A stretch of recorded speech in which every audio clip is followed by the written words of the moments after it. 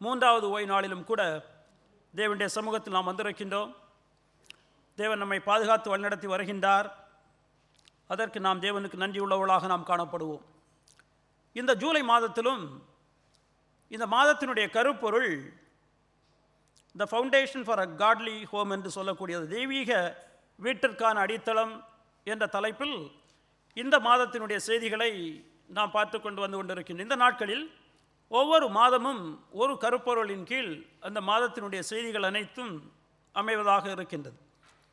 அந்த அடிப்படையில் தான் இந்த ஒரு குடும்பமானது, ஒரு தெய்வீக குடும்பமானது, வீடானது எப்படி இருக்க வேண்டும், அதனுடைய அடித்தளம் என்ன இருக்க வேண்டும் என்ற கருப்பொருளில் தான் இந்த மாதத்தில் நாம் செய்தியை நாம் கேட்டுக்கொண்டு வந்து கொண்டிருக்கின்றோம்.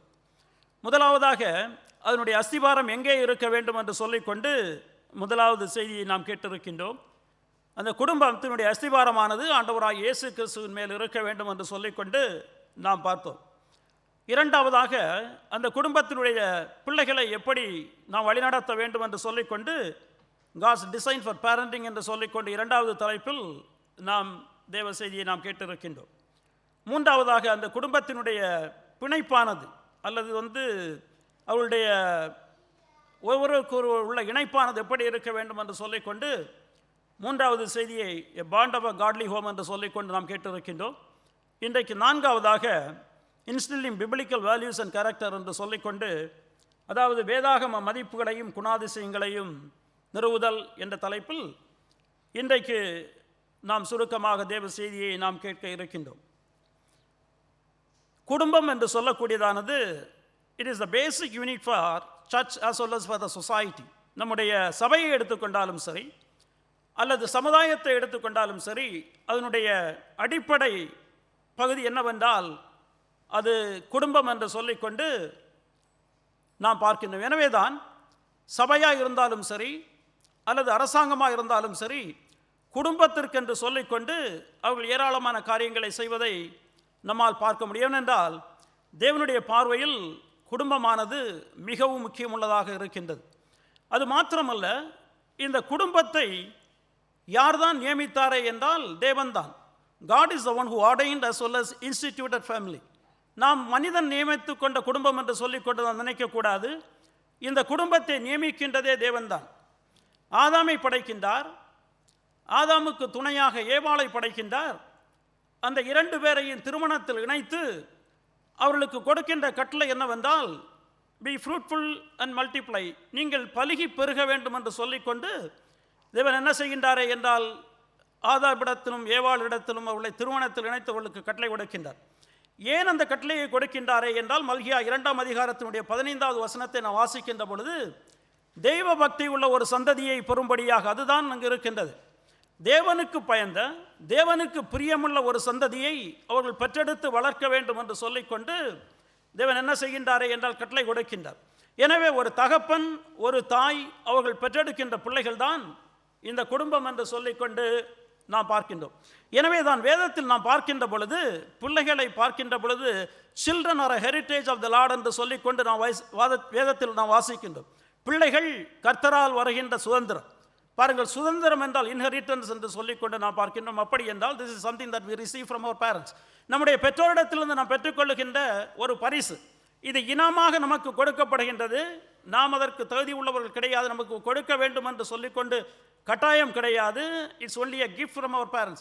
நமக்கு பெற்றோர்கள் கொடுக்கின்ற அந்த பரிசு தான் இன்ஹெரிட்டன்ஸ் என்று சொல்லிக்கொண்டு நாம் பார்க்கணும். பரம்பரை சொத்து என்று சொல்லிக்கொண்டு நாம் பொதுவாக நாம் சொல்லுவோம். ஆனால் வேதத்தில் பார்க்கின்ற பொழுது சுதந்திரம் என்று சொல்லிக்கொண்டு இருக்கும். எனவே பாருங்கள், அதே போல்தான் நம்முடைய பிள்ளைகள் நமக்கு தேவன் கொடுக்கின்ற சொத்து. பாருங்கள், அவர் பிள்ளைகளை நாம் பார்க்கின்ற பொழுது they are a gift from God as well as a blessing from him. தேவனிடத்திலிருந்து நாம் பெற்றுக்கொள்ளுகின்ற ஒரு ஆசீர்வாதம், அது மாத்திரமல்ல அவரிடத்திலிருந்து நாம் பெற்றுக்கொள்ளுகின்ற ஒரு பரிசு என்று சொல்லிக்கொண்டு நாம் பார்க்கின்றோம். எனவே தான் பிள்ளைகளை நாம் பரிசாக நாம் பெற்றிருக்கின்றோம். ஆனால் we have a tremendous duty to do. We have to raise them up. அந்த பிள்ளைகளை தேவனுக்கு அந்த வழியில் இந்த சமுதாயத்தில் வளர்க்கின்ற பொறுப்பு யாருக்கு இருக்கின்றது என்றால் பெற்றோர்களுக்கு இருக்கிறது என்று சொல்லிக்கொண்டு நாம் பார்க்கின்றோம். அந்த பொறுப்புகளை, பிள்ளைகளை வளர்க்கின்ற பொறுப்புகளை நாம் பெற்றோர்கள் நன்றாக செய்கின்றோமே என்றால் நான் நன்றாகவே செய்கின்றோம். நம்முடைய பிள்ளைகளை சிறு பிராயத்திலிருந்தே அவர்களை நாம் வளர்ப்பதென்றால் சரீர பிரகாரமான growth as well as spiritual growth, இந்த இரண்டு விதமான காரியங்களை நாம் பார்க்கின்றோம். அந்த பிள்ளைக்கு குறிப்பாக சிங்கப்பூர் போன்ற நாடுகளை நாம் பார்க்கின்ற பொழுது, எந்த நாடாக இருந்தாலும் சரி, அந்த பிள்ளைக்கு சிறு பிராயத்திலிருந்தே அதற்கு தேவையான உணவுகளை கொடுத்து, அந்த பிள்ளைக்கு தேவையான படிப்புகளை கொடுத்து நாம் வளர்ப்பதை நாம் பார்க்கின்றோம். ஏனென்றால் என்னுடைய பிள்ளை வருங்காலத்தில் சமுதாயத்தில் ஒரு நல்லவனாக இருக்க வேண்டும் என்று சொல்லக்கூடியதானது எல்லா பெற்றோருடைய எதிர்பார்ப்புமாக இருக்கின்றது. அதே போல் கிறிஸ்தவ பெற்றோருடைய எதிர்பார்ப்பும் என்னவென்றால், என்னுடைய பிள்ளை வளர்கின்ற பொழுது அந்த பிள்ளை தேவனுக்குரிய பிரியமுள்ள ஒரு பிள்ளையாய் சபையிலிருந்து தேவனுக்கு உரிய காரியங்களை சமுதாயத்தில் செய்கின்ற ஒரு பிள்ளையாக இருக்க வேண்டும் என்று சொல்லக்கூடியதானது எல்லா பெற்றோருடைய ஏங்குதலாக இருக்கின்றதை நாம் பார்க்கின்றோம். எனவே தான் அந்த பிள்ளைக்கு சிறு பிராயத்திலிருந்தே அதற்கு தேவையான உணவை கொடுத்து, தேவையான படிப்பை நாம் கொடுத்து, அந்த பிள்ளையை நாம் என்ன செய்கின்றோமே என்றால் பராமரித்து வளர்க்கின்றோம். ஆனால் அதே நேரத்தில் அந்த பிள்ளைக்கு ஆவிக்குரிய விஷயத்தில் how are we doing in that area, அந்த காரியத்தில் நாம் என்ன செய்கின்றோம்? அந்த பிள்ளைக்கு சிறு பிராயத்திலிருந்து வேத அறிவுகளை நாம் ஊட்டி நாம் வளர்க்கின்றோமா என்றது ஒரு பெரிய கேள்விக்குறி நாம் கேட்டு பார்க்க வேண்டும். வேதத்தில் இந்த இரண்டையும் நாம் பார்க்கின்ற பொழுது வேதம் என்ன சொல்கின்றது என்றால், seek ye first the kingdom of God and his righteousness. முதலாவது நாம் எதை தேட வேண்டுமே என்றால் தேவனுடைய ராஜ்யத்தையும் அவருடைய நீதியையும் நாம் தேட வேண்டும். அப்படி என்றால் righteousness of God என்று சொல்கின்ற பொழுது righteousness that God gives to us, நமக்கு தேவன் கொடுக்கின்ற நீதி என்ன நீதி? ஆண்டவராகிய இயேசு கிறிஸ்துவுடைய நீதி. எனவே முதலாவது நாம் எதை தேட வேண்டுமே என்றால் ஆவிக்குரிய விஷயத்தை, ஆண்டவராகிய இயேசு கிறிஸ்துவை அவருடைய ராஜ்யத்துக்குள்ளாக வருகின்றதை நாம் முதலாவது தேட வேண்டும். ஏனென்றால் all these things will be added unto you. நாம் அதை செய்கின்ற பொழுது மீதி எல்லாவற்றையும் they are only add-ons. add-ons என்றால், நாம் சில வேளையில் கடையில் சென்று நாம் ஒருவேளை ஒரு 1000 வெள்ளிக்கு ஒரு பொருளை வாங்குவோமே என்றால் 50 வெள்ளிக்கு இது இனாம் என்று சொல்லிக்கொண்டு அவர்கள் என்ன செய்வார்கள் என்றால் ஏராளமான நிறங்களில் கொடுப்பார்கள். அதுதான் மற்ற காரியங்கள் தேவனுடைய பார்வை. எனவே அந்த பிள்ளை ஏனென்றால் அதற்கு காரணம் இருக்கின்றது. ஏனென்றால் ஆவிக்குரிய விஷயம்தான் அனாதியை தீர்மானிக்கின்ற விஷயம். நம்முடைய வாழ்க்கை என்பது 70 வருஷம் 80 வருஷம் 100 வருஷம் ஒருவேளை இருக்கலாம். ஆனால் அனாதியில் நாம் வாழ இருக்கின்றோம். அந்த அனாதியை நாம் எங்கே வாழ இருக்கின்றோம் என்பதுதான் முக்கியம். எனவே தான் முதலாவது தேவன் என்ன செய்கின்றாரே என்றால் அறிவுரை கொடுக்கின்ற பொழுது அந்த மக்கள் பல காரியங்களை குறித்து கவலைப்படுகின்றார்கள். மத்தேயு 6 தான் நடக்கும். எனவே சொல்லிவிட்டு தான் சொல்வார், முதலாவது தேவனுடைய ராஜ்யத்தையும் அவருடைய நீதியை தேடுங்கள், அப்பொழுது இவைகளெல்லாம் உங்களுக்கு கூட கொடுக்கப்படும் என்று சொல்லிக்கொண்டு ஆண்டவராய் இயேசு கிறிஸ்து சொல்வதை நாம் பார்க்க. எனவே நம்முடைய காரியங்களில் நம்முடைய வாழ்க்கையை நாம் வருகின்ற பொழுது நாம் நம்முடைய பிள்ளைகளுக்கு என்ன சொல்லிக் கொடுக்கின்றோம், நாம் தேவையான காரியங்களை நம்முடைய பிள்ளைகளுக்கு நாம் சொல்லிக் கொடுக்கின்றோமா என்பது மிகவும் முக்கியமான ஒரு காரியம். அது மாத்திரமல்ல, நம்முடைய பிள்ளைகளுக்கு தேவனுடைய கூறிய காரியங்களை சொல்லிக் கொடுப்பது மிகவும் முக்கியம் என்று சொல்லிக்கொண்டு நாம் பார்க்கிறோம். It's very very important that we have to teach our children the things of God. தேவனுடைய காரியங்களை குறித்து நம்முடைய பிள்ளைகளுக்கு நாம் சொல்லிக் கொடுக்கிறது மிகவும் முக்கியம் என்று சொல்லிக்கொண்டு நாம் பார்க்கின்றோம். எனவே தான் இன்றைக்கு இந்த பிள்ளை தெய்வீக வீட்டிற்கான அடித்தளம் என்ற தலைப்பில் இன்றைக்கு பிள்ளைக்கு நாம் என்ன சொல்லிக் கொடுக்க வேண்டும், எதை அவர்களுக்கு நாம் உறுதியாக அவருடைய இருதயத்தில் வைக்க வேண்டும் என்று சொல்லிக்கொண்டு தான் இன்ஸ்டில்லிங் பிப்ளிக்கல் வேல்யூஸ் அண்ட் கேரக்டர் என்ற தலைப்பில் இன்றைக்கு தேவனுடைய செய்தியை இன்றைக்கு வாசிக்க கேட்ட 78ஆம் சங்கீதத்தினுடைய 4 முதல் 7 வசனங்களிலிருந்து நாம் சுருக்கமாக நாம் பார்த்து நாம் கடந்து செல்ல இருக்கிறோம். எனவே பாருங்கள் அருமையானவர்களே, நம்முடைய பிள்ளைகளுக்கு ஒரு சில காரியங்களை சொல்லிக் கொடுக்க வேண்டியது நம்முடைய பொறுப்பு, மிகவும் முக்கியமான பொறுப்பு. இந்த சங்கீதத்தில் ஒரு சில காரியங்களை அவர் சொல்கின்றார். அதைத்தான் நாம் இன்றைக்கு பார்க்க 3 தலைப்புகளின் கீழ் பார்க்க இருக்கின்றோம். 3 கேள்விகளுக்கு நாம் 3 கேள்விகளை கேட்டு அதற்குடைய விடையை தான் இந்த பகுதியிலிருந்து நாம் பார்க்கிறோம். முதலாவதாக what to instill, நாம் எதை அவர்களுக்கு கொடுக்க வேண்டும், நாம் எதை அவர்களுக்கு உறுதியாக பற்றி கொள்வதற்கு அல்லது அவர்களிடத்தில் நாம் நிறுவ வேண்டும் என்று சொல்லிக்கொண்டு நாம் பார்க்கின்றோம். அதை நாம் பார்க்கின்ற பொழுது 4-5 வசனங்களில் நம்மால் பார்க்க முடியும். 4வது வசனத்துடைய பின்பகுதி 5வது வசனம். அவர் சொல்கின்றார், முதலாவது 5வது வசனத்தில் அவர் யாக்கோபிலே சாட்சியை ஏற்படுத்தி இஸ்ரவேலிலே வேதத்தை ஸ்தாபித்து என்று சொல்லிக்கொண்டு அவர் ஆரம்பிக்கின்ற. பாருங்கள், தேவன் என்ன செய்திருக்கின்றாரே என்றால் he has given his word to us, அவருடைய வார்த்தையை நமக்கு கொடுத்திருக்கின்றார். அன்று இஸ்ரவேல் மக்களுக்கு அவருடைய வார்த்தையை அவர் கொடுத்திருக்கின்றார். இன்று அதன் மூலமாக நாம் பெற்றிருக்கின்றோம்.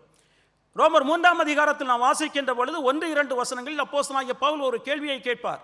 இந்த இஸ்ரவேல் மக்களுக்கு இருக்கின்ற பெருமை என்ன, விருத்த சேதனத்தின் மூலம் அவருக்கு இருக்கின்ற பெருமை என்ன என்று சொல்லிக்கொண்டு அவளுக்கு இருக்கின்ற ஒரே ஒரு பெருமை வேதம் அவர்களுக்கு கொடுக்கப்பட்டது. the word of God was given to them. அதுதான் அவர்களுக்கு இருக்கின்ற பெருமை என்று சொல்லிக்கொண்டு சொல்வார். ஏனென்றால் அந்த வேதம் தான் நம்மை வழிநடத்தி கொண்டு வருகின்றது. நாம் எப்படி வாழ வேண்டும், நாம் எப்படி தேவனை ஆராதிக்க வேண்டும், நாம் என்ன செய்ய வேண்டும் என்று சொல்லிக்கொண்டு நமக்கு எதுதான் அறிவுறுத்துகிறது என்றால் வேதம் தான் அறிவுறுத்தி சொல்லுகின்றது. அன்றைக்கு இந்த சங்கீதத்தை எழுதுகின்ற பொழுது ஆசாப் இந்த சங்கீதத்தை எழுதியிருக்கின்றார். இந்த சங்கீதத்தை எழுதுகின்ற பொழுது அவர்களுக்கு எல்லா வேதமும் இருந்ததா என்றால் கிடையாது. பழைய ஏற்பாட்டில் ஒரு சில பகுதியில் தான் அவர்களுக்கு இருந்தது. ஆனால் இன்றைக்கு நமக்கு முழு வேதாகமத்தை தேவன் கொடுத்திருக்கின்றார். எதற்காக கொடுத்திருக்கின்றாரே என்றால் அவருடைய பிள்ளைகளாக இருக்கின்ற நாம் பரிபூர்ணம் உள்ளவர்களாக, அது மாத்திரமல்ல எல்லா நற்கிரியையும் செய்வதற்கு தகுதி உள்ளவர்களாக இருக்கும்படிக்கு இந்த வேதத்தை நமக்கு கொடுத்திருக்கின்றார். 2 தீமோத்தேயு 3ஆம் அதிகாரம் 16-17 வசனங்களை நாம் வாசிக்கிறோம். எனவே the word of God will make us perfect. யார் தான் நம்மை பரிபூர்ணப்படுத்த முடியுமே என்றால் இந்த வேதம் தான் நம்மை பரிபூர்ணப்படுத்த முடியும். பரிபூர்ணம் என்றால் not in the sight of God, தேவனுடைய பார்வையில் கிடையாது. நாம் உலகத்தில் நாம் வாழ்கின்ற நாட்களில் பிரியமான வாழ்க்கை வாழ்வதற்கு எதுதான் நம்மை வழிநடத்துமே என்றால் இந்த வேதம் தான் நம்மை வழிநடத்தும். அது மாத்திரமல்ல, நல்ல காரியங்களை செய்வதற்கு எதுதான் நம்மை தூண்டுமே என்றால் இந்த வேதம் தான் தூண்டும். எனவே தேவன் என்ன செய்திருக்கின்றாரே என்றால் இந்த வேதத்தை கொடுத்திருக்கின்றார். இந்த வேதத்தை நம்முடைய பிள்ளைகளுக்கு போதிக்க வேண்டும் என்று சொல்லிக்கொண்டும் சொல்லியிருக்கின்றார். அப்படி என்றால் இப்பொழுது நம்மிடத்தில் கேள்வி, இந்த வேதத்தில் நான் எதை நான் சொல்லிக் கொடுக்க வேண்டும்? which part of the Bible I have to teach to my children? இந்த எந்த வேதத்தினுடைய எந்த பகுதிகளை நாம் சொல்லிக் கொடுக்க வேண்டும் என்று சொல்லிக்கொண்டு அதை தான் 3 காரியங்களாக அந்த இடத்தில் அவர் சொல்லியிருப்பார். 4வது வசனத்தினுடைய பின்பகுதி வாசிக்கின்றேன். முதலாவது, பின்வரும் சந்ததியான பிள்ளைகளுக்கு நாங்கள் அவைகளை மறைக்காமல் கர்த்தரின் துதிகளையும். முதலாவது the praises of God. கர்த்தரின் துதிகளை நாம் என்ன செய்ய வேண்டுமே என்றால் நம்முடைய பிள்ளைகளுக்கு நாம் சொல்லிக் கொடுக்க வேண்டும். அப்படி என்றால் கேள்வி, கர்த்தருடைய துதிகள் என்றால் என்ன? அண்ட் கர்த்தருடைய துதிகள் தேவனை, அது நாம் தேவனை, it is not the praises that we give to God. நாம் தேவனை துதிக்கின்ற காரியங்கள் கிடையாது, எப்படி துதிக்க வேண்டும் என்பது கிடையாது. ஆனால் இது என்னவென்றால் these are the things that will bring praise to God. தேவனுக்கு துதியை கொண்டு வருகின்ற காரியங்கள்.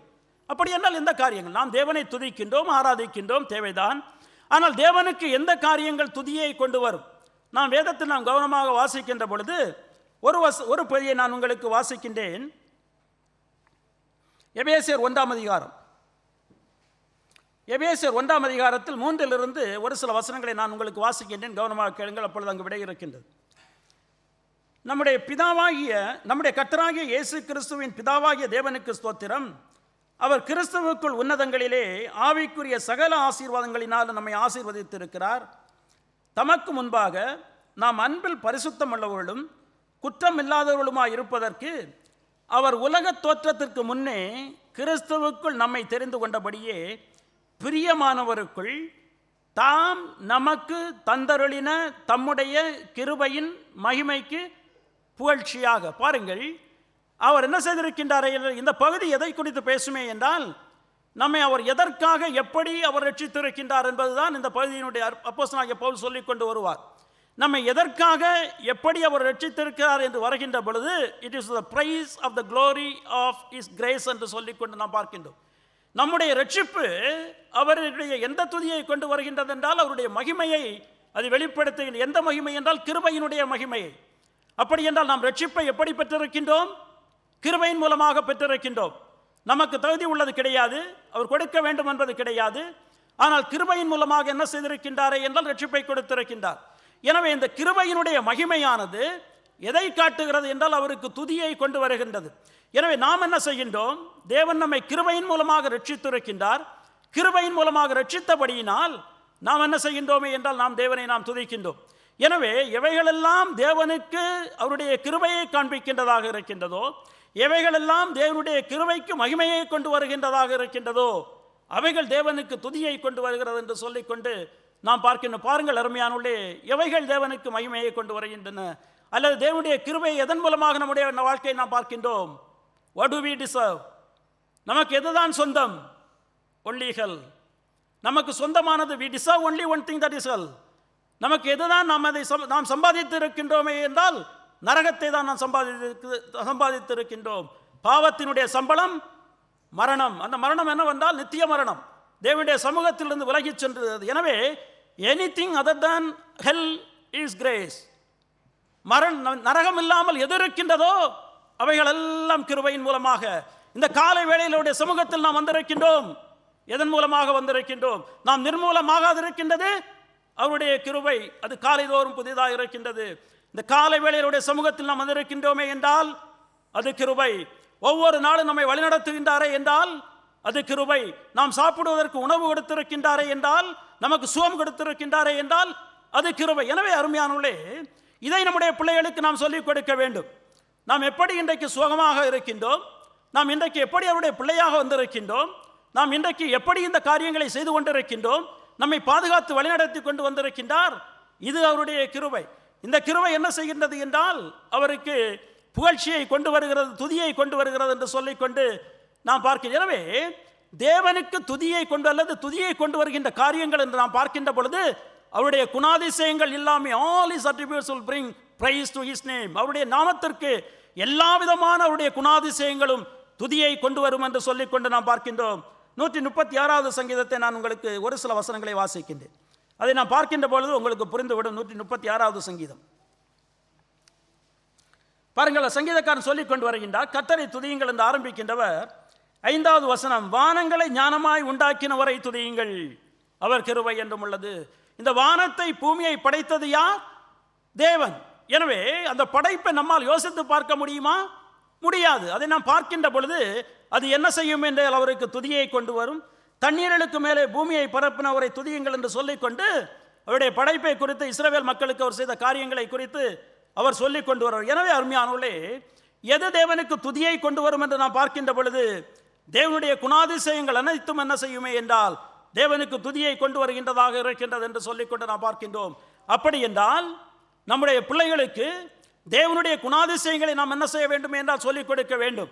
நம்முடைய தேவன் கிருபை உள்ளவராக இருக்கின்றார், நம்முடைய தேவன் இரக்கம் உள்ளவராக இருக்கின்றார், நம்முடைய தேவன் அன்புள்ளவராக இருக்கின்றார், அநாதியில் இருந்து கொண்டிருக்கின்றார், அவரால் செய்ய முடியாதது ஒன்றுமே கிடையாது, அவர் நீதி உள்ள தேவனாகவும் இருந்து கொண்டிருக்கின்றார் என்று சொல்லிக்கொண்டு நம்முடைய பிள்ளைகளுக்கு அவருடைய துதியை நாம் என்ன செய்ய வேண்டுமே என்றால் நாம் சொல்லிக் கொடுக்க வேண்டும் என்று சொல்லிக்கொண்டு நாம் பார்க்கின்ற மர்மையாவுடைய யோசித்து பாருங்கள். நம்முடைய பிள்ளைகளுக்கு தேவனுடைய குணாதிசயத்தை சொல்லிக் கொடுக்க வேண்டிய பொறுப்பு யாருக்கு இருக்கின்றது என்றால் நமக்கு இருக்கின்றது. எனவே அதை நாம் சொல்லிக் கொடுக்க வேண்டும். அது மாத்திரமல்ல, இந்த தேவனுடைய குணாதிசயங்கள் நமக்கு எப்படி தெரியும்? அவருடைய வேதத்தில் சொல்லி இருக்கின்றார். குறிப்பாக தேவன் தன்னுடைய குணாதிசயத்தில் இப்படி இருக்கின்றபடியினால் நாமும் அப்படி இருக்க வேண்டும் என்று சொல்லிக்கொண்டு நமக்கு கட்டளை கொடுத்திருக்கின்றார். B Holi because I am Holi. நீங்கள் பரிசுத்தராக இருக்க வேண்டும், ஏனென்றால் நான் பரிசுத்தராக இருக்கின்றேன் என்று சொல்லிக்கொண்டு. எனவே அவருடைய பரிசுத்தத்தை, அவருடைய குணாதிசயத்தை தேவன் எங்கே காண்பித்திருக்கின்றார் என்றால் 10 கற்பனைகளை நமக்கு கொடுத்திருக்கின்றார். நாம் வாழ்வதற்காக அவருடைய சாயலில் படைக்கப்பட்ட மனுஷர்களாக இருக்கின்ற நாம் இந்த உலகத்தில் வாழ்கின்ற பொழுது அவரை மைமைப்படுத்துகின்றவர்களாய் வாழ வேண்டும் என்று, அவருடைய பிரியமான காரியங்களை செய்ய வேண்டும் என்று சொல்லிக்கொண்டு 10 கற்பனைகளை என்ன செய்திருக்கின்றாரே என்றால் தன்னுடைய விரலினால் பலகையில் எழுதி மோசையின் மூலமாக நமக்கு கொடுத்திருக்கின்றார். எனவே அருமையானவர்களே, நம்முடைய பிள்ளைகளுக்கு அவருடைய துதியை நாம் சொல்லிக் கொடுக்க வேண்டுமே என்றால் தேவனை பற்றி அனைத்து காரியங்களை நாம் சொல்லிக் கொடுக்க வேண்டும். ரட்சிப்பை குறித்து நாம் சொல்லிக் கொடுக்க வேண்டும். அந்த ரட்சிப்பை நாம் எப்படி பெற்றிருக்கின்றோம்?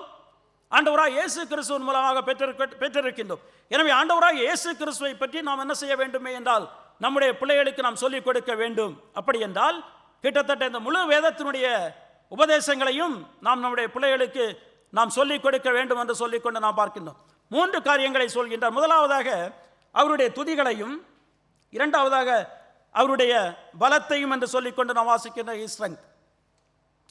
நம்முடைய தேவனுடைய பலத்தை பற்றி, அவர் எப்படிப்பட்டவராக இருக்கின்றார் என்பதை பற்றி நம்முடைய பிள்ளைகளுக்கு சொல்லிக் கொடுக்க வேண்டும். அவர்கள் அதை அறிந்து கொள்ள வேண்டும். நம்முடைய தேவனுடைய பலத்தை எப்படி காண்பித்திருக்கின்றார்? பல இடங்களில் காண்பித்திருக்கிறார், ஏராளமான இடங்களில். குறிப்பாக இந்த படைப்பில் அவர் காண்பித்திருக்கின்றார். ரோமருக்கு எழுதின நிருபம் 1ஆம் அதிகாரத்தினுடைய 20வது வசனத்தை நாம் வாசிக்கின்ற பொழுது மறைந்திருக்கின்ற தேவனுடைய பலமானது, வல்லமையானது எப்படி நமக்கு காண்பிக்கப்பட்டிருக்கின்றது என்றால் படைக்கப்பட்டவைகளின் மூலமாக, நான் காண்கின்ற வேளையின் மூலமாக அவைகள் நமக்கு காண்பிக்கப்பட்டிருக்கின்றது. அருமையானவர்களை, யோசித்து பாருங்கள். இந்த வானத்தை நாம் பார்க்கின்ற பொழுது, இந்த பூமியை நாம் பார்க்கின்ற பொழுது, ஒன்று வேண்டாம் நம்மையே நாம் பார்க்கின்ற பொழுது, இன்றைக்கு நாம் மருத்துவமனைக்கு சொல்கின்ற பொழுது எவ்வளோ காரியங்களை சொல்லி நம்மை குறித்து அவர்கள் சொல்கின்றார்கள். எப்படி நம்மை அருமையாக அவர் படைத்திருக்கின்றார் என்று சொல்லிக்கொண்டு யோசித்து பாருங்கள். எப்படி இந்த உலகத்தை எல்லாம் படைத்தார்? அவருடைய வார்த்தையின் மூலமாக படைத்தார். Let there be light and there was light. பாருங்கள், வெளிச்சம் உண்டாக கடவது என்றார், வெளிச்சம் உண்டாயிற்று. ஒன்றுமில்லாதவைகளை இருக்கிறவை போல் அழைக்கின்ற தேவன். ஒன்றுமே கிடையாது உலகத்தில், காலம், நேரம், பொருட்கள் எதுவுமே இல்லை. ஆனால் அவைகளை எல்லாம் தன்னுடைய வார்த்தையின் மூலமாக என்ன செய்கின்றாரே என்றால் அவர் படைக்கின்றவராக இருக்கின்றார் என்று சொல்லிக்கொண்டு நாம் பார்க்க. எனவே அவருடைய பலத்தை நாம் நம்முடைய பிள்ளைகளுக்கு சொல்லிக் கொடுக்க வேண்டுமே என்றால் அந்த தேவனுடைய மகா மேன்மையை நாம் சொல்லிக் கொடுக்க வேண்டும். தேவன் தன்னுடைய பலத்தில் எப்படிப்பட்டவராக இருக்கின்றார் என்று சொல்லிக்கொண்டு நாம் சொல்ல வேண்டும். அவரால் முடியாதது ஒன்றுமே கிடையாது என்று சொல்லிக்கொண்டு நாம் கற்றுக் கொடுக்க வேண்டும் நம்முடைய பிள்ளைகளுக்கு. அது மாத்திரமல்ல, நம்மை படைத்தது மாத்திரமல்ல, ஒவ்வொரு நாளும் என்ன செய்கின்றாரே என்றால் நம்மை வழிநடத்தி கொண்டு வந்து கொண்டிருக்கின்றார். அருமையாளர்களே, இதை நாம் மறந்து போகக்கூடாது. ஒவ்வொரு நாளும் ஒவ்வொரு நிமிடமும் நம்மை வழிநடத்தி கொண்டு வருகிறது யார் என்றால் தேவன். எப்படி வழிநடத்தி கொண்டு வருகின்றார்? By the power of his word. அவருடைய வார்த்தையினுடைய வல்லமையினால், சகலத்தையும் தன்னுடைய வார்த்தையினால் தாங்குகிறவராய் நாம் எபிரேயர் 1ஆம் அதிகாரத்தில் நாம் வாசிக்கின்றோம். எபிரேயர் 1ஆம் அதிகாரத்தினுடைய 1 முதல் 3 வசனங்கள் நீங்கள் வாசிப்பீர்களே என்றால் அங்கே நம்மால் புரிந்து கொள்ள முடியும். படைத்தது மாத்திரம் கிடையாது, ஒவ்வொன்றையும் என்ன செய்கின்றாரே என்றால் வழிநடத்தி கொண்டு வந்து கொண்டிருக்கின்றார். பாருங்கள் அருமையானவர்களே, மத்தேயுவில் நாம் வாசிக்கின்ற பொழுது கூட 10ஆம் அதிகாரத்தை வாசிப்போம் என்றால் 29 முதல் 31 வசனங்களை வாசிக்கின்ற பொழுது ஆண்டவராய் அங்கே சொல்லிக் கொண்டு வருவார். பாருங்கள், ஒரு காசுக்கு 2 அடைக்கலான் குருவிகள் விற்கப்படுகிறது அல்லவா, இருந்தாலும் அவைகளில் ஒன்றாவது உங்களுடைய பிதாவினுடைய சித்தம் இல்லாமல் கீழே விழாது. உங்களுடைய தலையில் உள்ள மயிரெல்லாம் எண்ணப்பட்டிருக்கின்றது. அந்த அடைக்கலான் குருவிகளை விட நீங்கள் விசேஷித்தவர்கள். இந்த உலகத்தில் படைக்கப்பட்ட மிகவும் சிறிதான விலை மதிப்பு ஒரு விலையும் இல்லாத ஒரு காசுக்கு 2 விற்கின்ற அந்த அடைக்கலாமின் குருவி கூட யாருடைய கட்டளையின் கீழ் இருக்கின்ற, யாருடைய பராமரிப்பின் கீழ் இருக்கின்றது? அந்த தேவனுடைய பராமரிப்பின் கீழ் இருக்கின்றது. அதாவது கீழே அவருக்கு தெரியாமல் விழுமா என்றால் விழாது. நம்முடைய தலையில் உள்ள முடியெல்லாம் எவ்வளவு இருக்கின்றது அறிந்திருக்கின்றார். அப்படி என்றால் எப்படிப்பட்ட தேவனாக இருக்கின்றார்? நம்மை ஒவ்வொரு நாளும் பராமரித்து வழிநடத்துகிற தேவனாக இருந்து கொண்டிருக்கின்றார். நம்மை படைத்தது மாத்திரம் கிடையாது, நம்மை பராமரிப்பது மாத்திரம் கிடையாது. அருமையானவர்களே, நமக்கு ரட்சிப்பை கொடுத்தது யார்? Who gave us salvation? தேவன் நமக்கு கொடுத்திருக்கின்றார். நம்மை திரும்பவும் என்ன செய்திருக்கின்றாரே என்றால் மறுபடியும் பிறக்க செய்திருக்கின்றார். நாம் முதலாவது உலகத்தில் பிறந்திருக்கின்றோம், மறுபடியும் நம்மை பிறக்க செய்தது யார் என்றால் தேவன். அது எவ்வளவு பெரிய காரியம் என்று பாருங்கள். We are dead in our sins. நாம் பாவத்தில் மரித்தவர்களாக இருந்தோம். மரித்தவர்களாக இருந்த நம்மை அவர் என்ன செய்திருக்கின்றாரே என்றால் மறுபடியும் உயிர்ப்பித்திருக்கிறார். அது மாத்திரமல்ல அருமையானவர்களை, மறந்து போக வேண்டாம். One day we are going to be resurrected. நாம் மரித்து நம் மண்ணோடு போக இருக்கின்றோம். அதற்கு முன்னால் ஆண்டவராய் இயேசு கிறிஸ்துவின் வருகை இருக்குமே என்றால் வித்தியாசமாக இருக்கும். இல்லை என்றால் நாம் அனைவரும் ஒரு நாள் மரணத்தை சந்திக்க இருக்கின்றோம். சந்திப்பது மாத்திரம் கிடையாது, நாம் மண்ணோடு நாம் மண்ணாக ஆக இருக்கின்றோம்.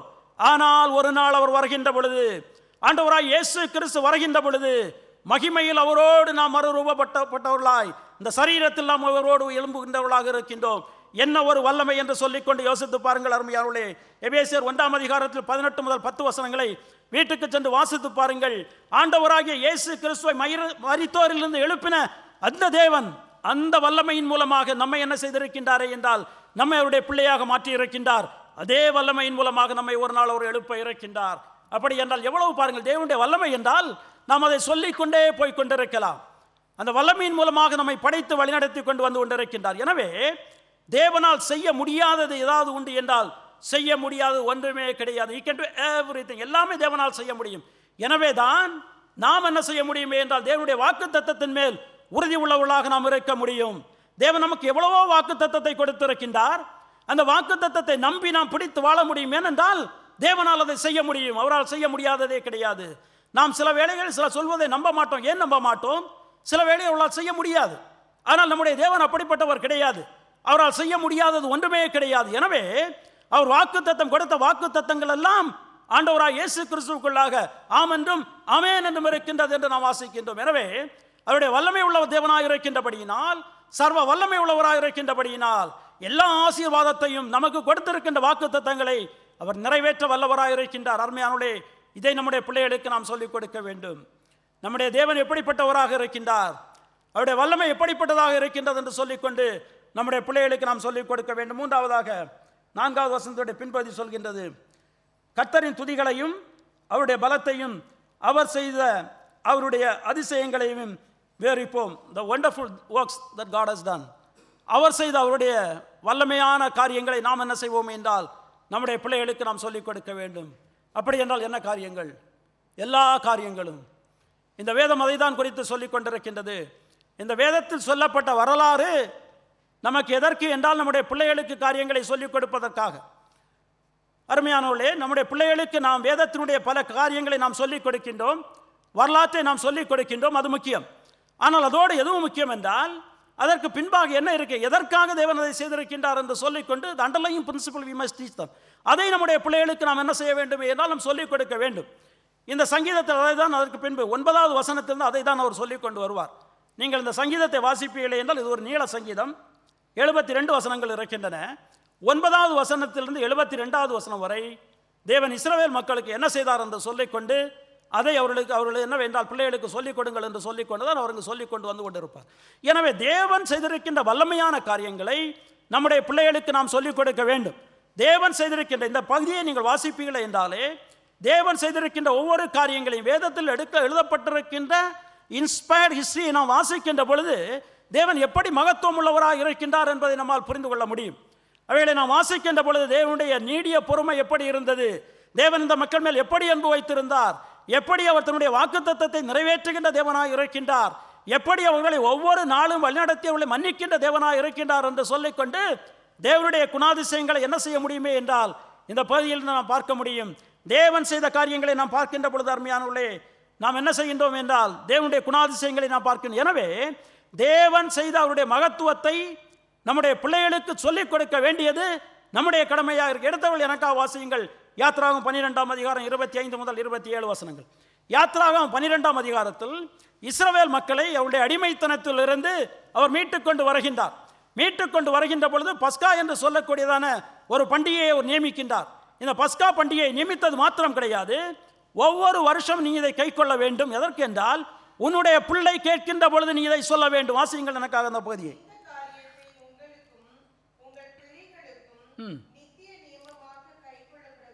நித்திய நியமமாக கை கொள்ள கடவீர்கள். கர்த்தர் உங்களுக்கு தாம் சொன்னபடி கொடுக்க போகிற தேசத்திலே சேரும் போது இந்த ஆராதனையை கை கொள்ள கடவீர்கள். அப்பொழுது உங்கள் பிள்ளைகள் இந்த ஆராதனையுடைய கருத்து என்ன என்று உங்களை கேட்டால் இது கர்த்தருடைய பஸ்காவாகிய பலி, அவர் எகிப்தியரை அதம் பண்ணி நம்முடைய வீடுகளை தப்ப பண்ண போது கடந்து போனார் என்று நீங்கள் சொல்ல வேண்டும் என்றார். பாருங்கள், உங்களுடைய பிள்ளைகள் உங்களிடத்தில் கேட்கின்ற பொழுது தேவன் எப்படி உங்கள் மேல் அன்பு வைத்திருந்தார். அந்த எகிப்தினுடைய எல்லா தலை பிள்ளைகளையும் தேவன் என்ன செய்தார் என்றால் அழித்தார். உங்களில் ஒரு ஆட்டினுடைய தலை கூட என்ன செய்யவில்லை என்றால் சாகவில்லை. உங்களை தேவன் பாதுகாத்தார். அவ்வளவு கிருபை உள்ள தேவன், இரக்கமுள்ள தேவன் என்று சொல்லிக்கொண்டு நீங்கள் உங்களுடைய பிள்ளைகளுக்கு சொல்ல வேண்டும். எதன் மூலம் சொல்ல வேண்டும்? அவர் செய்திருக்கின்ற பெரிய காரியங்கள் மூலமாக. எனவே அருமையான யோசித்து பாருங்கள், தேவனுடைய துதிகளை நாம் சொல்ல வேண்டும், அவருடைய வல்லமையை நாம் சொல்ல வேண்டும், அவர் செய்த அனைத்து காரியங்களை நாம் சொல்ல வேண்டும். அப்படி என்றால் we have to teach in the whole counsel of God. தேவனுடைய எல்லா காரியங்களையும் நாம் என்ன செய்ய வேண்டும் என்றால் நம்முடைய பிள்ளைகளுக்கு நாம் சொல்லிக் கொடுக்க வேண்டும். நம்முடைய பிள்ளைகளுக்கு சொல்லிக் கொடுக்கின்றோம் இல்லை என்று நான் சொல்லவில்லை. கிறிஸ்தவர்களாக இருக்கின்ற நாம் எல்லாருமே நம்முடைய பிள்ளைகளுக்கு வேதத்தை நாம் சொல்லிக் கொடுக்கின்றோம். ஆனால் முறையாக நாம் சொல்லிக் கொடுக்கின்றோமா? வேதம் என்ன சொல்கின்றது என்றால், சங்கீதக்காரன் என்ன சொல்கின்றாரே என்றால், வேதத்தை எல்லாவற்றுமே தேவன் செய்திருக்கின்ற எல்லா காரியங்களையும் நம்முடைய பிள்ளைகளுக்கு நாம் சொல்லிக் கொடுக்க வேண்டும். that means we have to teach them all doctrines of Bible. எல்லா வேதத்தினுடைய உபதேசங்களையும் நம்முடைய பிள்ளைகளுக்கு நாம் என்ன செய்ய வேண்டும் என்றால் சொல்லிக் கொடுக்க வேண்டும். It's not an easy work. அது எளிதான காரியம் என்று நான் சொல்லவில்லை, கடினமான காரியம்தான்.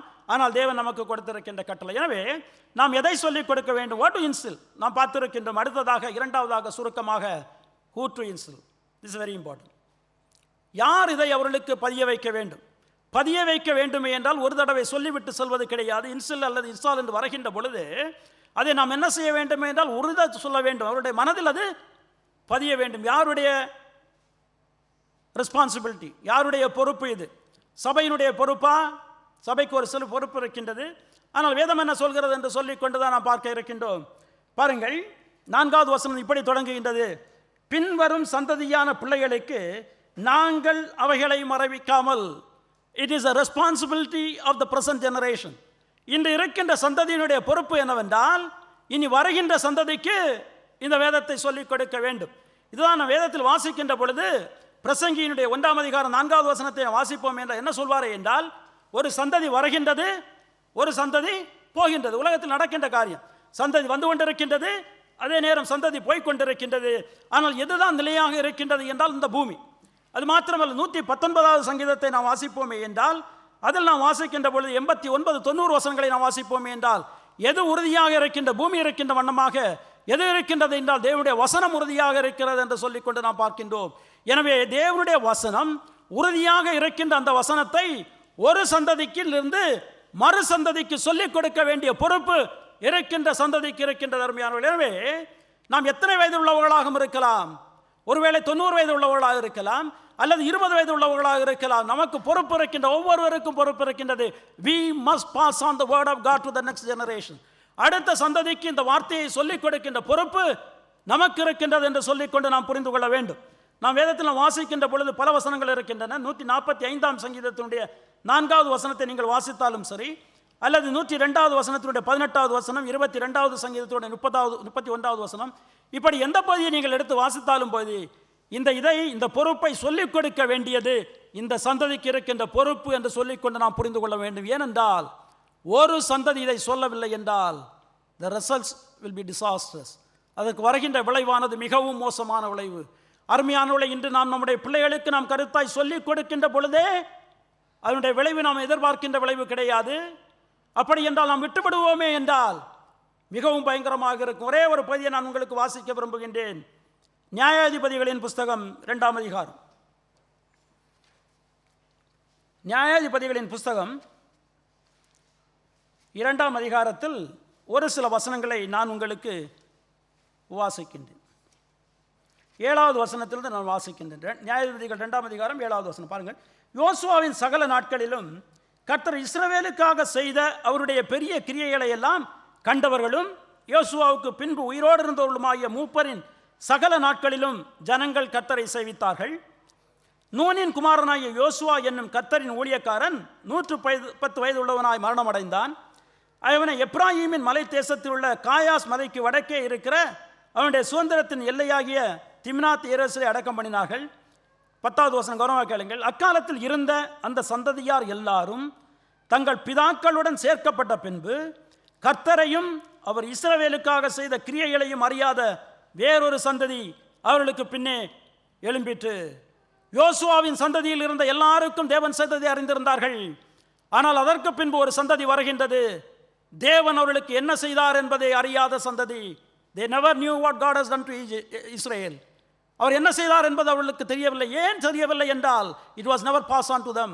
அவருடைய பெற்றோர்கள் அதை அவர்களுக்கு சொல்லிக் கொடுக்கவில்லை. இப்பொழுது என்ன நடக்கிறது? 11வது வசனம். அப்பொழுது இஸ்ரவேல் புத்திரர் கர்த்தரின் பார்வைக்கு பொல்லாப்பானதை செய்து பாகால்களை சேவித்து, பாருங்கள், தங்கள் பிதாக்களை எகிப்து தேசத்தினர் புறப்பட பண்ணின அவருடைய தேவனாகிய கர்த்தரை விட்டு தங்களை சுற்றிலும் இருக்கிற ஜனங்களுடைய தேவர்களாகிய அந்நிய தேவர்களை பின்பற்றி போய் அவளை பணிந்து கொண்டு கர்த்தருக்கு கோபமூட்டினார்கள். சொல்லிக் கொடுக்காத வேளையில் அவள் பக்கத்தில் இருக்கின்ற மக்களை பார்க்கின்றார்கள். அவர்களிடத்திலிருந்து கற்றுக்கொண்டு என்ன செய்கின்றார்களே என்றால் தேவனை விட்டு விலகி அந்நிய தேவர்களை அவள் ஆராதிக்க ஆரம்பித்து விட்டார்கள். அருமையானவர்கள், இதான் நடக்கும். நம்முடைய பிள்ளைகளுக்கு நாம் சொல்லிக் கொடுக்கவில்லை என்றால் நம்முடைய பிள்ளைகள் வேறு இடத்தில் இருந்து அவர்கள் கற்றுக்கொண்டு அவள் என்ன செய்ய வேண்டுமோ அதை செய்வாள். எனவே பிள்ளைகளுக்கு சொல்லிக் கொடுக்கின்ற பொறுப்பானது இந்த சந்ததிக்கு இருக்கின்றது. இப்பொழுது நாம் ஒருவேளை சந்தோஷப்பட்டு விடலாம், இந்த சந்ததிக்கு என்று தானே இருக்கின்றது, எனக்கென்று இல்லையே என்று சொல்லிக்கொண்டு, இல்லை, அவர் திரும்ப தெளிவாக சொல்லுவார், it's not for this generation. அந்த ஜெனரேஷனுக்கு இருக்கின்றது அந்த பொறுப்பு. Especially who has got the responsibility. இது யாருக்கு இருக்கின்ற பொறுப்பு? 5வது வசனத்தினுடைய பின்பகுதி, அவர் யாக்கோபிலே சாட்சியாக ஏற்படுத்தி இஸ்ரவேல் வேதத்தை ஸ்தாபித்து அவைகளை தங்கள் பிள்ளைகளுக்கு அறிவிக்கும்படி நம்முடைய பிதாக்களுக்கு கட்டளையிட்டார். Whose responsibility? It is a responsibility of the parents, especially the head of the family, the father. அது அந்த குடும்பத்தினுடைய தலைவராகிய தகப்பனுக்கு தாய்க்கும் இருக்கின்ற ஒரு பொறுப்பு என்று சொல்லிக்கொண்டு நாம் புரிந்து கொள்ள வேண்டும். இனி 6வது வசனம், இனி பிறக்கும் பிள்ளைகளாகிய பின் சந்ததியார் அதை அறிந்து கொண்டு அவர்கள் எழும்பி தங்கள் பிள்ளைகளுக்கு அவைகளை சொல்லும்படிக்கும் என்று சொல்லிக்கொண்டது. அப்படி என்றால் இந்த பெற்றோர்களுடைய வேலை என்னவென்றால், கடமை என்னவென்றால், தங்களுடைய பிள்ளைகளுக்கு இந்த வேதத்தை எப்படி சொல்லிக் கொடுக்க வேண்டும் என்று சொல்லி இருக்கின்றாரோ அப்படி சொல்லிக் கொடுக்க வேண்டியது அவருடைய பொறுப்பு. ஏராளமான வசனங்கள் இருக்கின்றன. கடந்த செய்தியிலும் கூட நாம் அதை குறித்து நாம் கேள்விப்பட்டிருக்கின்றோம். எனவே நான் அதை குறித்து அதிகமாக பேசவில்லை, இங்கே விட்டு விடுகின்றேன். The responsibility lies with the parents. நாம் இதை ஒரு காலத்தில் நாம் மறந்து போகக்கூடாது அருமையானவர்களே. அதிலும் எஸ்பெஷலி நான் உங்களிடத்தை திரும்பவும் நான் சொல்கின்றேன், especially the parents of young children, please try to teach your children right from very young age. ஒரு சிறு பிராயத்திலிருந்தே உங்களுடைய பிள்ளைகளுக்கு நீங்கள் கற்றுக் கொடுக்க ஆரம்பித்து விடுங்கள். I am telling you out of experience. நீங்கள் சொல்லிக் கொடுக்கவில்லை என்றால் when they get into JC or college they will try to teach you. அவர்கள் நமக்கு சொல்லிக் கொடுக்க ஆரம்பித்து விடுவார்கள். எங்கே இருந்த கற்றுக்கொண்டு வந்து நமக்கு சொல்லிக் கொடுக்க ஆரம்பித்து விடுவார்கள். எனவே பிள்ளைகள் சிறு பிள்ளைகளாக இருக்கின்ற பொழுதே உங்களுடைய பிள்ளைகளுக்கு என்ன செய்ய வேண்டுமே என்றால் வேதத்தை நாம் கிரமமாக கற்றுக் கொடுக்க வேண்டும். இந்த பொறுப்பானது ஒவ்வொரு பெற்றோருக்கும் இருக்கின்றது. எனவே எதை சொல்லிக் கொடுக்க வேண்டும் என்று சொல்லியிருக்கின்றார், யார் சொல்லிக் கொடுக்க வேண்டும் என்று சொல்லியிருக்கின்றார். மூன்றாவதாக why to instill, நாம் ஏன் இதை பதிய வைக்க வேண்டும், என்ன பதிய வைக்க வேண்டும் என்று சொல்லிவிட்டார், யாருடைய பொறுப்பு என்று சொல்லிவிட்டார், நாம் எதற்காக செய்ய வேண்டும். அதான் 7வது வசனம். தேவன் மேல் அவர்கள் தங்கள் நம்பிக்கையை வைத்து தேவனுடைய செயல்களை மறவாமல் அவர் கற்பனைகளை கை கொள்ளும்படிக்கு 3 காரியங்களை சொல்கின்ற. முதலாவதாக அவர்கள் தேவன் மேல் அவர்கள் தங்கள் நம்பிக்கையை வைத்து என்று சொல்லிக்கொண்டு, அப்படி என்றால் they must set their hope on God. அவருடைய நம்பிக்கை எங்கே இருக்க வேண்டுமே என்றால் தேவன் மேல் இருக்க வேண்டும். இந்த காரியங்களை நாம் சொல்லிவிட்டு தேவன் இப்படி என்னை வழிநடத்தி வந்திருக்கின்றார் என்று நாம் சொல்வோமே என்றால் அப்பொழுது நம்முடைய பிள்ளை தன்னுடைய நம்பிக்கை எங்கே வைக்குமே என்றால் தேவன் மேல் வைக்கும். இல்லை என்றால் அந்த பிள்ளை தேவன் மேல் நம்பிக்கை வைக்க முடியுமா என்றால் வைக்காது. அது எதன் மேல் நம்பிக்கை வைக்குமே என்றால் மற்ற காரியங்கள் மேல் நம்பிக்கையை வைத்துவிடும். நாம் வேதத்தை நாம் வாசிக்கின்ற பொழுது 20வது சங்கீதம் 7வது வசனத்தை நாம் வாசிப்போமே என்றால் எடுத்தவர்கள் எனக்காக வாசியுங்கள். 20வது சங்கீதத்துடைய 7வது வசனம். சில ரதங்களை குறித்தும் சிலர் குதிரைகளை குறித்தும் மேன்மை பாராட்டுகின்றார்கள். நாங்களோ எங்கள் தேவனாகிய நாமத்தை குறித்து மேன்மை பாராட்டுவோம். சில மக்கள் என்ன செய்கின்றார்கள் என்றால் அவர்களுடைய நம்பிக்கை இருக்கின்றது. what is their faith? Their faith is on the chariots. அது குதிரைகள் மேல் இருக்கின்றது, அது ரதங்களின் மேல் இருக்கின்றது. But our faith must be and our hope must be on our God. நம்முடைய தேவன் மேல் இருக்க வேண்டும். நம்முடைய நம்பிக்கையானது எப்படி இருக்கும்? நம்முடைய தேவன் என்ன செய்திருக்கின்றார் என்று தெரியவில்லை என்றால் எப்படி நம்பிக்கை வைக்க முடியும்? எனவே நம்முடைய பிள்ளைகளுக்கு நாம் திட்டமாக சொல்லிக் கொடுக்க வேண்டும். தேவன் என்ன செய்திருக்கின்றார் என்று சொல்லிக்கொண்டு நாம் சொல்லிக் கொடுக்க வேண்டும். அந்த நம்பிக்கையை நாம் வைக்கின்ற பொழுது தேவன் மேல் வைக்கின்ற நம்பிக்கை தான் ஆசீர்வாதம். மனிதர் மேல் நம்பிக்கை வைப்போமே என்றால் கிடையாது. நீங்கள் வீட்டுக்கு சென்று நீங்கள் வேண்டுமென்றால் நீங்கள் வாசித்து பார்க்கலாம். எரேமியா 17ஆம் அதிகாரம் 5 முதல் 7 வசனங்களை வீட்டுக்கு சென்று நீங்கள் வாசித்து பாருங்கள். அங்கு சொல்லப்பட்டிருக்கின்ற தெளிவாக இருக்கின்ற ஒரே ஒரு காரியத்தை சொல்லுகின்றேன். தாவீதும் கோலியாத்தும் நமக்கு நன்றாக தெரிந்த பகுதி. கோலியாத் வந்து நிற்கின்றான், பெலிஸ்தியன், 7 அடிக்கு மேல் அவனுடைய உயரம். அவன் அவ்வளவு உடையை அவன் போட்டிருக்கின்றான், தன்னை யாரும் தாக்காத வண்ணமாக. கையில் அம்பு இருக்கின்றது, வில் இருக்கின்றது, வாள் இருக்கின்றது, எல்லாம் இருக்கின்றது. முன்பாக தாவீது ஒரு சிறிய மனுஷன், ஒன்றுமே கிடையாது. அவைகளை போட்டவனால் நடக்க முடியவில்லை, எனவே கொடுத்து விட்டான். கையில் ஒரு கவனம் இருக்கின்ற, ஒரு ஸ்லிங் இருக்கின்றது, 5 கற்கள் இருக்கின்றன. இப்பொழுது கோலியாத்துக்கு முன்பாக சொல்கின்றான். அவன் சொல்கின்ற வசனம் மிகவும் முக்கியம். அருமையானவர்களே, எனக்காக எடுத்தவர்கள் வாசியுங்கள். 1 சாமுவேல் 17ஆம் அதிகாரம் 45வது வசனம். அதற்கு தாவீது பெலிஸ்தனை நோக்கி, நீ பட்டயத்தோடும் ஈட்டியோடும் கேடகத்தோடும் என்னிடத்தில் வருகிறாய், நானோ நீ நிந்தித்த இஸ்ரவேலின் இராணுவத்தினுடைய தேவனாகிய சேனைகளுடைய கர்த்தருடைய நாமத்திலே உன்னிடத்தில் வருகிறேன். போதும், பாருங்கள், நீ எதன் மேல் நம்பிக்கை வைத்திருக்கிறாய் கோலியாத்தே? உன்னுடைய நம்பிக்கையானது உன்னுடைய வாளின் மேல் இருக்கின்றது, உன்னுடைய வில்லின் மேல் இருக்கின்றது, உன்னுடைய கேடயத்தின் மேல் இருக்கின்றது. எனவே நீ பெருமை பாராட்டி கொண்டிருக்கின்றாய். நான் எதன் மூலமாக வருகின்றேனே என்றால் இஸ்ரவேலின் தேவனுடைய நாமத்தினால். I come in front of you by the name of the God of Israel. இஸ்ரவேலுடைய தேவனுடைய நாமத்தினால் நான் முன்னால் வருகின்றேன். என்ன நடந்தது என்பது நமக்கு தெரியும். எனவே நம்முடைய நம்பிக்கை, நம்முடைய பிள்ளைகளுடைய நம்பிக்கை எங்கே இருக்க வேண்டுமே என்றால் தேவன் மேல் இருக்க வேண்டும். இருப்பதற்கு தான் அவர் சொல்லி இருக்கின்றார், வேதத்தை நீங்கள் கிரமமாக சொல்லிக் கொடுக்க வேண்டும் என்று சொல்லிக்கொண்டு. அது மாத்திரமல்ல, இரண்டாவது நாம் பார்க்கின்ற பொழுது தேவனுடைய செயல்களை அவர்கள் மறவாமல், not to forget the works of God. தேவனுடைய செய்கைகளை நம்முடைய பிள்ளைகள் என்ன செய்யக்கூடாது என்றால் மறந்துவிடக்கூடாது. அருமையானவர்களே, குறிப்பாக நம்ம போல் இந்த சிங்கப்பூர் நாட்டை போல் இருக்கின்ற இடங்களில் இருக்கின்ற பிள்ளைகள் தேவனுடைய கிரியைகளை மறந்து விடுவது எளிது. ஏனென்றால் அவர்களுக்கு எல்லாமே கிடைக்கின்றது. தங்களுடைய வாழ்க்கையில் கிடைக்காத ஒன்றுமே கிடையாது.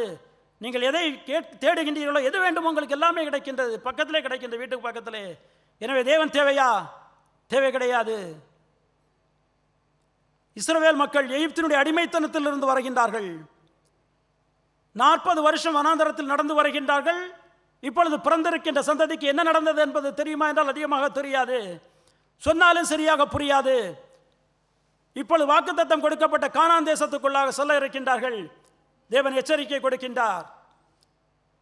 நீ நடாத ஒரு தேசத்துக்குள்ளாக சென்று அனுபவிக்க இருக்கின்றாய். நீ கட்டாத வீட்டுக்குள்ளாக நீ வாழ இருக்கின்றாய். பாலும் தேனும் ஓடுகின்ற கானான் தேசத்துக்குள்ளாக பிரவேசிக்க இருக்கின்றாய். ஒன்றை ஒன்று மறந்து விடாதே. இவைகளை உனக்கு கொடுத்த உன் தேவனாகிய கர்த்தரை நீ மறந்து போகாதே. உபாகம் 8ஆம் அதிகாரம் வீட்டுக்கு சென்று வாசித்து பாருங்கள். நல்ல ஒரு அதிகாரம். நமக்கும் நம்முடைய பிள்ளைகளும் அறிந்திருக்க வேண்டும். அருமையானவர்களே, இன்றைக்கு நாம் இந்த நிலைமைக்கு வந்திருக்கின்றோமே என்றால் இது தேவனுடைய கிருபை. நம்முடைய பலத்தினால் ஒன்றுமே கிடையாது. அதுதான் இஸ்ரவேல் மக்களுக்கு சொல்லிக் கொண்டு வருவார். நீ உன்னுடைய பலத்தினால் சம்பாதித்தாய் என்று நினைக்கின்றாயா? அல்லது உன்னுடைய பலத்தினால் நீ சாப்பிடுகின்றாய் என்று நினைக்கின்றாயா? உனக்கு அந்த சாப்பாடை கொடுத்தது உன்னுடைய தேவன். சாப்பிடுவதற்கு பலத்தை கொடுக்கின்றது உன்னுடைய தேவன். அதான் நம்முடைய வாழ்க்கையிலும் கூட. இன்றைக்கு நாம் உயிரோடு இருக்கின்றவருடைய கிருபை. இன்றைக்கு நாம் வேலை செய்கின்றவருடைய கிருபை. இன்றைக்கு நாம் சாப்பிடுகின்றவருடைய கிருபை. இதை நம்முடைய பிள்ளைகள் மறந்து போகக்கூடாது. இலவசமாக தேவனுடைய கிருபையின் மூலமாக பெற்றிருக்கின்றோம். இதை தேவனை பிள்ளைகள் ஒரு காலம் மறந்து போகக்கூடாது. நம்முடைய பிள்ளைகள் மறந்து விடுகின்றார்கள். ஏனென்றால் அவர்களுக்கு எல்லா வசதியும் இருக்கின்றபடியினால். எனவே அருமையானவர்களே, அது இரண்டாவதை நாம் விட்டு விடுவோம். ஆனால் இந்த பிள்ளைகளுக்கு பொறுப்பாய் சொல்லிக் கொடுக்க வேண்டியது நம்முடைய நம்மிடத்தில் இருக்கின்றது. எனவே பெற்றோராக இருக்கின்ற நாம் அந்த கடமையை நாம் செய்ய வேண்டியது மாத்திரமல்ல. மூன்றாவதாக எதற்கு என்றால், அவர் கற்பனைகளை கை கொள்ளும்படியாகவும் என்று சொல்லிக்கொண்டு நாம் வாசிக்கின்றோம். they must keep his commandments. அவருடைய கற்பனைகளை என்ன செய்ய விடாது என்றால் மறந்து போகக்கூடாது. நம்முடைய பிள்ளைகளுக்கு எனவே தேவனுடைய கற்பனைகளை நாம் சரியாக கவனமாக நாம் போதிக்க வேண்டும். தேவன் இப்படிப்பட்டவராக இருக்கின்றார், நாம் இப்படி இருக்க வேண்டும் என்று சொல்லிக்கொண்டு கற்பனைகளை கொடுத்திருக்கின்றார். எனவே இந்த கற்பனைகளை நாம் கை கொள்ள வேண்டும் என்று சொல்லிக்கொண்டு நாம் பிள்ளைகளுக்கு கற்றுக் கொடுக்க வேண்டும். நம்முடைய முதலாவது செய்தியில் நாம் கேட்கின்ற பொழுது, நம்முடைய அஸ்திபாரமானது எங்கே இருக்க வேண்டுமே என்றால் ஆண்டவராய் இயேசு கிறிஸ்து மேல் இருக்க வேண்டும் என்று சொல்லிக்கொண்டு நாம் பார்த்தோம். மத்தேயு 7ஆம் அதிகாரத்தில் ஆண்டவராய் இயேசு கிறிஸ்து சொல்லிக் கொண்டு வருவார் 2 வீடுகளை குறித்து. 2 வீடுகளும் வெளியே ஒரே மாதிரி தான் இருக்கின்றது. அஸ்திபாரத்தில் தான் வித்தியாசம். அவர்களுடைய வித்தியாசம் என்ன? ஒருவன் எல்லாவற்றையும் கேட்டிருக்கின்றான், அவைகளுக்கு கீழ்ப்படியவில்லை. இன்னொருவன் கேட்டு அவைகளின்படி கீழ்ப்படுகின்றான். நம்முடைய பிள்ளைகள் கேட்டிருக்கின்றார்கள். நம்முடைய பிள்ளைகள் வேதபாட வகுப்பில் கேட்டிருக்கின்றார்கள், பெற்றோரிடத்தில் கேட்டிருக்கின்றார்கள். But will they follow? Will they obey the commandments of God? That is more important. எனவே நம்முடைய பிள்ளைகள் தேவனுடைய வார்த்தைக்கு கீழ்ப்படிவதற்கு, அவருடைய கட்டளைகளுக்கு கீழ்ப்படிவதற்கு முதலாவது அவருடைய கட்டளைகள் தெரிந்திருக்க வேண்டும். நாம் அவர்களை வழிநடத்த வேண்டும். அது மாத்திரமல்ல, பெற்றோராகிய நாம் கீழ்ப்படுகின்ற பொழுதுதான் நம்முடைய பிள்ளைகளையும் கீழ்ப்படிவார்கள். நம்முடைய பிள்ளைகளை செய்ய என்று சொல்லிவிட்டு நாம் செய்யாமல் இருக்க முடியாது. எனவே நாமும் என்ன செய்ய வேண்டும் என்றால் அது செய்கின்றவர்களாக இருக்க வேண்டும் என்று சொல்லிக்கொண்டு நாம் பார்க்கிறேன். அருமையானவர்களே, நான் முடிக்கின்றேன். தேவன் நமக்கு கொடுத்திருக்கின்ற கட்டளையை நாம் பார்த்திருக்கின்ற நமக்கு எதற்கு நம்முடைய பிள்ளைகளுக்கு என்ன சொல்லிக் கொடுக்க வேண்டும்? தேவனுடைய துதிகளை நாம் சொல்லிக் கொடுக்க வேண்டும். அவருடைய வல்லமையை நாம் சொல்லிக் கொடுக்க வேண்டும். அவர் செய்திருக்கின்ற காரியங்களை சொல்லிக் கொடுக்க வேண்டும். Whose responsibility? யாருடைய பொறுப்பு இது? It is our responsibility. Everyone's responsibility. எனக்கு பொறுப்பு இல்லை என்று சொல்லிக்கொண்டு யாருமே சொல்ல முடியாது. தேவன் எல்லாருக்கும் கொடுத்திருக்கின்ற பொறுப்பு. எனவே நம்முடைய பிள்ளைகளுக்கு சொல்லிக் கொடுக்க வேண்டிய பொறுப்பு, திருச்சபைக்கு இருக்கிற பொறுப்பை நாம் விட்டு விடுவோம். பெற்றோராக இருக்கின்ற நாம் அந்த பொறுப்பை எடுத்துக்கொள்வோம். நம்முடைய பிள்ளைகளுக்கு சிறு பிராயத்திலிருந்தே வேதம் சொல்லிக் கொடுத்திருக்கின்ற காரியங்களை அந்த பிள்ளைகளுக்கு நாம் கற்றுக் கொடுப்போம். எதற்கு என்றால், அதை அவர்கள் கற்றுக்கொள்கின்ற பொழுது தேவனுடைய கிருபை இருக்குமே என்றால், எல்லாவற்றுக்கும் தேவனுடைய கிருபை இருக்குமே என்றால் அவள் என்ன செய்வார்களே என்றால், தேவனை ஏற்றுக்கொண்டவர்களாய் அவர் மேல் தன்னுடைய நம்பிக்கையை வைத்து அவருடைய கட்டளைகளுக்கு கீழ்ப்படிந்து அவரை மறவாமல் இந்த உலகத்தில் அவர்களால் வாழ முடியும். எனவே தான் அந்த வேதத்தில் நமக்கு பல காரியங்களை தேவன் என்ன செய்திருக்கின்றாரே என்றால் எழுதி கொடுத்திருக்கின்றார். ஏன் வேதத்தை கொடுத்திருக்கின்றார்? 1 கொரிந்தியர் 10ஆம் அதிகாரத்தினுடைய 11வது வசனத்தை யாராவது எனக்கு வாசியுங்கள். அங்கு பல காரியங்களை அவர் சொல்லிக் கொண்டு வருவார். இதெல்லாம் இஸ்ரவேல் மக்களுக்கு நடந்தது என்று சொல்லிக் கொண்டு விட்டு 11வது வசனத்தில் 1 கொரிந்தியர் 10:11 இவைகளெல்லாம் திருஷ்டாந்தங்களாக அவர்களுக்கு சம்பவித்தது உலகத்தின் முடிவு காலத்தில் உள்ள நமக்கு எச்சரிப்புண்டாகும்படி எழுதப்பட்டும் இருக்கிறது. இஸ்ரவேல் மக்களுக்கு தான் சம்பவித்த, நமக்கு ஒன்றும் கிடையாது என்று நினைக்க வேண்டாம். நமக்கு எச்சரிக்கையாக எழுதப்பட்டிருக்கின்றது. It's a warning to us. நமக்கு எச்சரிக்கையாக அதை எழுதி கொடுத்திருக்கின்றார். எனவே நாம் அதை கற்றுக்கொள்ள வேண்டும். ஒரே ஒரு வசனத்தோடு முடிக்கின்றேன். நீதிமொழிகள் 22ஆம் அதிகாரம் 6வது வசனம். நீதிமொழிகள் 22ஆம் அதிகாரம் 6வது வசனம். பிள்ளையானவன் நடக்க வேண்டிய வழியிலே அவனை நடத்து, அவன் முதிர் வயதிலும் அதை விடாதிருப்பான். போதும் பாருங்கள், பிள்ளையானவனை சிறு பிள்ளையாக இருக்கின்ற பொழுதே அந்த பிள்ளையை தேவனுக்குரிய வழியில் தேவனுடைய வார்த்தைகளை கற்றுக் கொடுத்து அவர் சொல்லிக் கொடுத்திருக்கின்ற எல்லா காரியங்களையும் அவருடைய எல்லா விதமான உபதேசங்களையும் நாம் கற்றுக் கொடுத்து நாம் வளர்த்த வேண்டும். அப்படி என்றால் தேவனுடைய கிருபை இருக்குமே என்றால் அந்த பிள்ளையானவன் என்ன செய்வானே என்றால் முதிர் வயதிலும் அதை பிடித்து கொண்டு தேவனுக்கு அந்த சாட்சியாக வாழ்வான். நம்முடைய பிள்ளைகள் தேவனுக்கு அந்த சாட்சியாக வாழ வேண்டும் என்பது நம்முடைய ஏங்கல், எல்லா பெற்றோருடைய ஏங்கல். ஆனால் அதற்குரிய காரியங்களை இந்த வேதத்தில் நமக்கு தேவன் சொல்லிக் கொடுத்திருக்கின்ற வண்ணமாக நம்முடைய பிள்ளைகளுக்கு கருத்தாய் சொல்லிக் கொடுத்தவர்களை வழிநடத்த வேண்டியது நம்முடைய கிருபை, நம்முடைய கடமை. அதை நாம் செய்கின்ற பொழுது தேவன் நம்மை ஆசீர்வதிப்பார். கண்களை மூடி ஜெபிக்கலாம். எங்களை நேசிக்க எங்கள் அன்பின் ஆண்டவரே, இந்த அருமையான ஓய்வு நாளின் காலை வேளைக்காக நாங்கள் உம்மை துதிக்கிறோம். கர்த்தாவே, உம்முடைய சமூகத்தில் உம்மை வந்து ஆராதிக்கும்படியாக கொடுத்த கிருபைக்காக நன்றி செலுத்துகிறோம். பெற்றோராக இருக்கின்ற நாங்கள் இந்த சந்ததியார் என்ன செய்ய வேண்டும் என்று சொல்லிக்கொண்டு நீதாமையுடைய வார்த்தையில் எங்களுக்கு கொடுத்திருக்கின்றீர். உம்முடைய துதிகளை, உம்முடைய வல்லமையை, நீ செய்த காரியங்களை எங்களுடைய பிள்ளைகளுக்கு அடுத்த சந்ததிக்கு நாங்கள் எடுத்து அவர்களுக்கு சொல்வதற்கும் அதன் மூலமாக அவர்கள் உம்மை ஏற்றுக்கொண்டு அவர்கள் உண்மையில் நம்பிக்கை வைத்து உம்முடைய கட்டளைகளுக்கு கீழ்ப்படிந்து உம்மை ஒருபோதும் மறவாமல் இந்த உலகத்தில் வாழ்வதற்கு நீதாமே கிருபை கொடுத்து பெற்றோருக்கும் பிள்ளைகளுக்கும் கிருபை கொடுத்து வளர்த்த வேண்டுமாறு ஜெபிக்கிறோம். எங்களை உம்முடைய சமூகத்தில் நாங்கள் தாழ்த்தி ஒப்படைத்து ஜெபிக்கிறோம். மீட்பரின் நாமத்தில் ஜெபிக்கிறோம் எங்கள் அன்பின் பிதாவே, ஆமேன்.